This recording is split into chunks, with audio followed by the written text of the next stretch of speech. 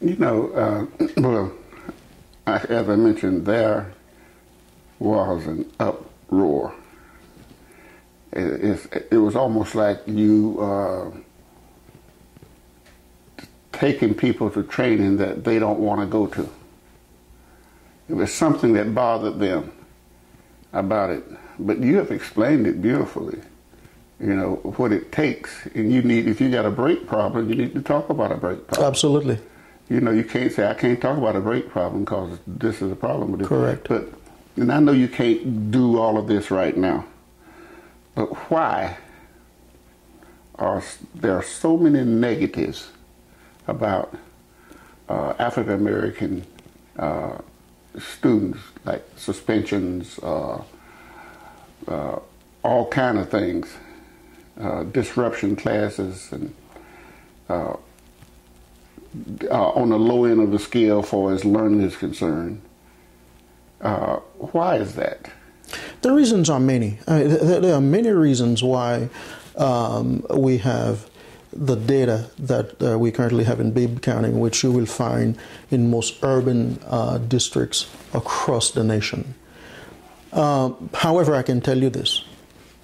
School districts like Montgomery County in Maryland and other districts in different parts of the country that have been successful at increasing student achievement and creating an environment where all students thrive and all students perform at high levels are districts that address the issues I'm trying to address here.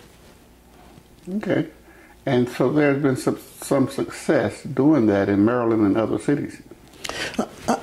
Absolutely. I mean, absolutely, yes. Yes, I mean, there's evidence all over the country. I mean, just common sense tells you that if you're a business where you're making cars and you're having problems with defective brakes and you're not addressing the problem, you will continue to have problem with your cars.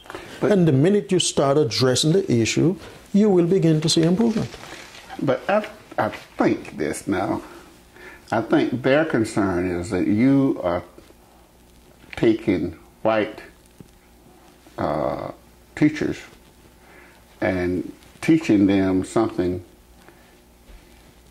they don't want to learn. Some people in the area don't want to learn. That's just the impression that I got from sitting at the table. That like you're taking them to teach them how to. Their words was how to teach black kids. Well, that's not what that is not what the training is about. However, if I'm in a school and all of my students are African American, I better know how to teach African American students. Right.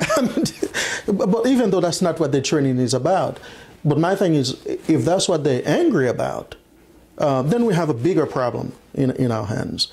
Because if I have a school where, let's say, all of my class are Latinos, I need to be able to understand something about the Latino culture and how to work with them. Absolutely. If all of my students are Asian, I need to know something about the Asian culture and how to address and work with my students. If all of my students are African American, I need to know how to work with them. If all of my students are white, I need to know how to work with them. I mean, that to me is not what the real problem is. I mean, I think the conversation, the real issue is the conversation behind the conversation that many folks are not ready to have. Mm-hmm. But you seem to, let me ask you something. This is a question that a lot of people don't talk about, but they think it. Why is it that so many African American students do poorly in schools? We know African Americans can learn just like anybody else. We know that. Is it a poverty thing? Is it a low-income situation? But it seems that when you look at statistics all over the country, not just in Macon, Georgia, in urban areas where the large percentage of the people there are African Americans, when they look at the test scores, I heard somebody tell me the other day at this same table I was sitting at, that the reason the test scores are so bad not just in Georgia, in the school districts in Alabama, because the reason that the test scores are so bad in the system, educational system in different states, like every year, Georgia, Alabama, South Carolina, Mississippi are at the bottom of the totem pole for its education. And they say the reason it's so bad because we have such a large number of African Americans in the school system. And if you go to Idaho, if you go to Massachusetts and Montana, where there's not I shouldn't have had Massachusetts in there, where there's not a lot of African Americans, they don't have special programs, they don't have anything like that, but their test scores is higher. Yeah. I know that's a complicated situation, but one lady, an attorney, said the reason that the test scores are so bad in the South is it's the large number of African Americans or low-income people go to school here. I don't believe that's the reason. To use that as a reason would be admitting that there's something about African Americans why they cannot learn.